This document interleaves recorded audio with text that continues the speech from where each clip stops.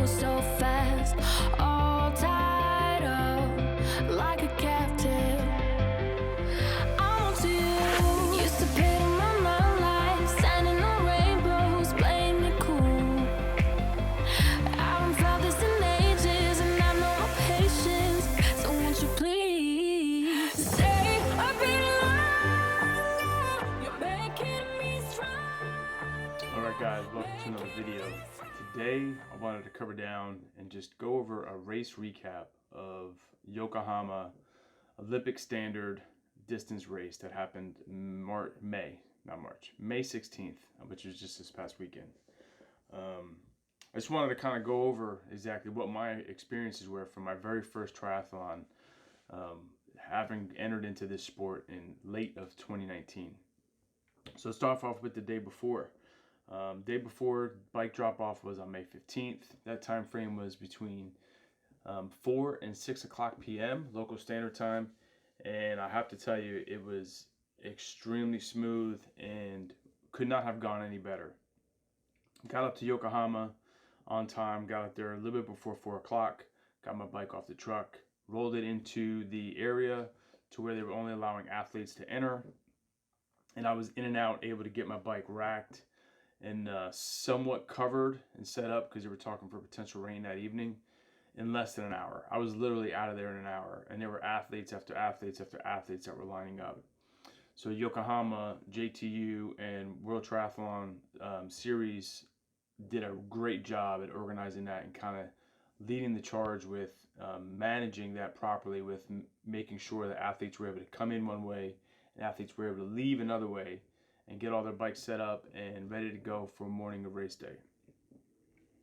Transitioning into the morning of, transition opened at 06 on May 16th, and I wanted to be up there early, so I left my house about 05, and I got into Yokohama just before, I think it was about 05:45, just before 06. I got in, parked, walked into the athletes area and was able to get in, dropped off my health questionnaire check-in. I did my QR code check-in. They took my temperature. I had a mask on, and I was in the bubble of the athletes bubble, which basically extended out of, all of Yamashita Park, which you can see that right now up above. And you can see they just did a phenomenal job of kind of spreading out and identifying where athletes needed to be, when they needed to be there, and at the specific times, depending on when your wave start was. So there wasn't a cluster of athletes running around in a COVID environment. It was all based on when your start time was. My start time, my wave was at 08:06. So my swim check-in had to be between 07:20. So I was allowed into athlete transition at exactly 06. So that worked out extremely well, and could not have been pleased. Once I got into transition, set up on my bike, set up my T1, T2 spots exactly where I needed them to be, set up my cycling shoes, my running shoes, my nutrition was all set up on the bike, my helmet was set up, everything was all set. I donned my wetsuit and proceeded over. I had an actual paper health check-in sheet that I had to turn in. I took that piece of paper, got into my wetsuit, and started walking towards the swim check-in area, where I then exchanged that health questionnaire check sheet in for a swim cap. Got my swim cap, and then now I was in like a little bit of a bubble of where all of the first three waves 1 through 3, were going to be starting. So I believe it was pink, and then it was blue, and then it was yellow. I was a blue cap wave start, so I was second. Once you get into the spot of, your wave is about to start, a guy came out, held up a sign. It was, self-explanatory that it was your wave that was starting, even though he was speaking in Japanese. You lined up, and then you proceeded to go get your timing chip. Once you got your timing chip, you strapped your timing chip on, and then you went into another holding area where they had all these white stickers that were on the ground. We were all 6 feet apart, and wanted to make sure that social distancing was still happening, and we were still wearing masks at that point as well. So as each wave processed through, pink went, and they emptied out and they cleared out, and then blue bumped up to the middle, and then yellow came in behind us. So how they started the swim is they paired everybody up, 2 athletes at a time. So 2 athletes would process through, you would go across onto the pontoon, and then you would get into the water and do a swim warm-up, which I thought was extremely beneficial, especially if you've ever been in the water in Yokohama before, that it was extremely murky, and just having that 100-meter warm-up opportunity to get in the water and kind of just get a good feel for not only what the water temperature was going to be, but also what the murkiness and kind of vision of the water was going to be, because it's clearly different, obviously 100% different from a pool, and different, way different than a lot of the training that I was doing down in the Mayura Peninsula near Yokosuka, where the water is a lot more clear, the visibility was better, and you just had a little bit of sense of depth of kind of what the water looked like. So having that brown murkiness was extremely different, and it took me a little bit to get used to it. So I was glad that they had that 100-meter swim warm-up. Once you cleared the warm-up, you came onto the race platform. Obviously, you took your mask off before you jumped into the water on the warm-up, and then you're just waiting to process through, and you're entering into the race start portion of the swim, 2 athletes at a time every 5 seconds. So you jumped in the water, and boom, you were off. Every 2 athletes were pressing on, and then that's what started your swim. Swim was 750 meters times 2. So you went around all the buoys, came back onto the pontoon, went back into the water, did another lap, and then you processed through onto the pontoon one more time, and then you proceed into transition 1. Now transition 1 was extremely long, and I'll show a little bit of that up here. It was, I want to say it was probably a quarter of a mile transition, and I'll cover that down more in depth when I go over the run. But I felt that it was an extremely long transition, and rightfully so. It was just due to the amount of athletes that they had. The largest transition area that they had in Yamashita Park was, area which is way down the other end of the park, and then where the swim people were getting, where we were getting out of the water, on the swim portion was just the nature of the beast. That's where they had to do the transition. So I liked it because it actually got my legs warmed up, ready to go for the bike. And like I said, I'll cover down on the distance piece and the run portion. But it was long at first, but at the end of the day, it was good. They set it up, had blue carpet pretty much 95% of the way, so you weren't running on concrete if you didn't want to, and it was good. Punched into transition 1. I got on my helmet. Sunglasses were already donned on my helmet. Swimsuit was off, and cycling shoes were on, and I was out of transition within about 5 minutes. And that's from the time from when I actually got in the water, or got out of the water, and then actually onto the bike. It was about five minutes and change. So I felt that was actually pretty good for my first T1 transition time into this sport. Got on the bike, ran out all the way out to the mountain line, got on the bike, and proceeded into a 10 kilometer 4 laps, so 40 kilometers total, 10 kilometers each leg. So it was a shot all the way out, down, and then came all the way back, did a circle, turn around, and then went back out. Did that 4 times for a total of 40 kilometers, and I thought the bike leg was great.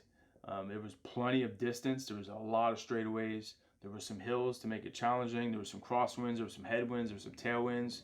So I think they did a great job with setting up the bike course this year. Apparently it was different this year than all the previous years. It was not as technical, it was not as short, it was more spread out, and they did that because of COVID mitigation and kind of wanted to keep athletes separated. So I think they did a great job, and I hope that the World Triathlon Series Yokohama maintains that bike course for athletes, for the age group of athletes, because I thought it was awesome, and that you were really able to hammer out some watts and get ahead and earn some time, and we're not really worried about making a lot of turns. My bike finish was about an hour and 20 or an hour and 19 minutes, which I'm not going to say I was disappointed, but I felt that not going to say could have done better. I wanted to do better. I would have liked to have averaged about 25 miles an hour. I was only averaging about 20, 22, 23 miles an hour. So I would like to have increased that a little bit more just to shave some time off the bike leg. So hour and 19 minutes, get back into transition. Now I'm processing into T2. Get into T2 no problem. Legs are like jello, like always. And get my bike racked, get my cycling shoes off, dry off the feet a little bit, and get the running shoes on. Get the helmet off, and I'm processing into transition 2, out of transition 2 and into the run. And I did that in about 2 minutes and 44 seconds, which I was extremely pleased with that portion. I thought I got out pretty fast, and was happy with getting on the run and getting started. So the run course of the Yokohama triathlon race was also a little bit different than what it was previous years. I felt that it was also a spread out course, and I think they did a good job. The only issue that I had is that we ran up a pretty severe incline, which was processing up to a walkway. It had 2 ramps. It had one that was going this way, and then one that was coming up that way. And that was a calf burner. I would have liked to have seen that they maybe push the runners out onto the street, maybe take an opportunity to block off another section of the street to where we can actually get on the street and stay somewhat flat ground. I just think that severe incline process grade up to the breezeway, walkway, passway was it was enduring on the calves, and for pretty much from the start. You ran maybe about a quarter of a mile, and then you were actually running up these ramps. So I would like to see that different next year. But all in all, I was okay. Got into the run. Once I kind of got my heart rate settled and I got into a rhythm, I was averaging about an 8:15 minute pace per mile, and my goal was to get about a 7:45. I was trying to get into a 7:45 rhythm. Heart rate, endurance-wise, I was good, but for some reason my legs couldn't turn over as fast and to maintain a 7:45, so I was struggling a little bit. So the run course was 3 kilometers out, 3 kilometers back, 3 kilometers out, 3 kilometers back, and for a total of a 10K. And the run portion I felt was actually pretty good as well. However, again, like I said about the ramps, I'd like to see that wiped out.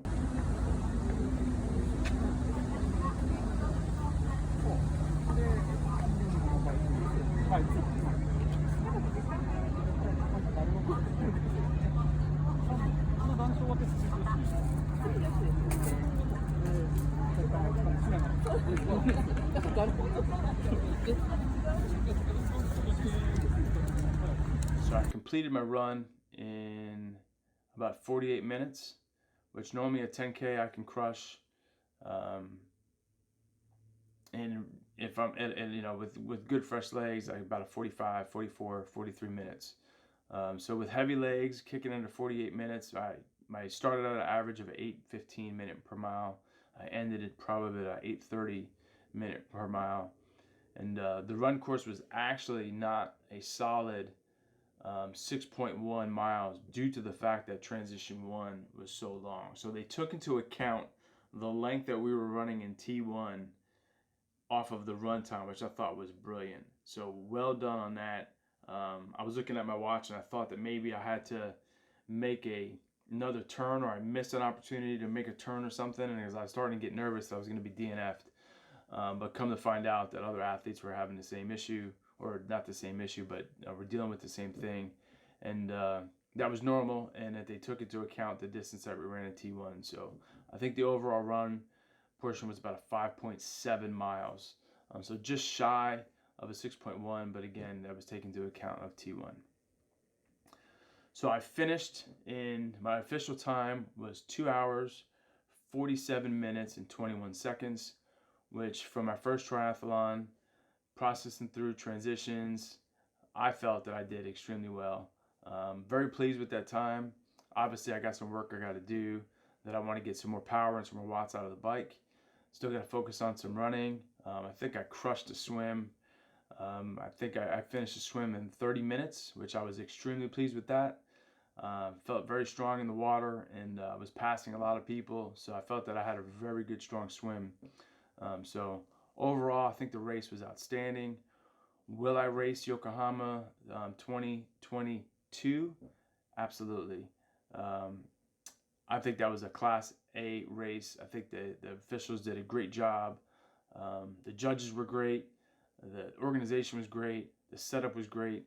Overall, I could not have been more pleased with my first race into this triathlon world, and I'm excited to see what's coming up next and register for my next race. So with that said, I'll leave it here.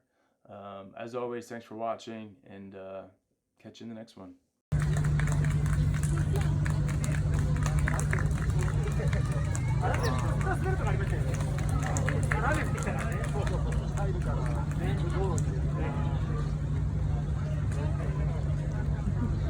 You did it! Yay! You did it! How was it? What's your time? 2 hours and 41 minutes. Wow! Sugoi! That's fast. That's fast. Woo!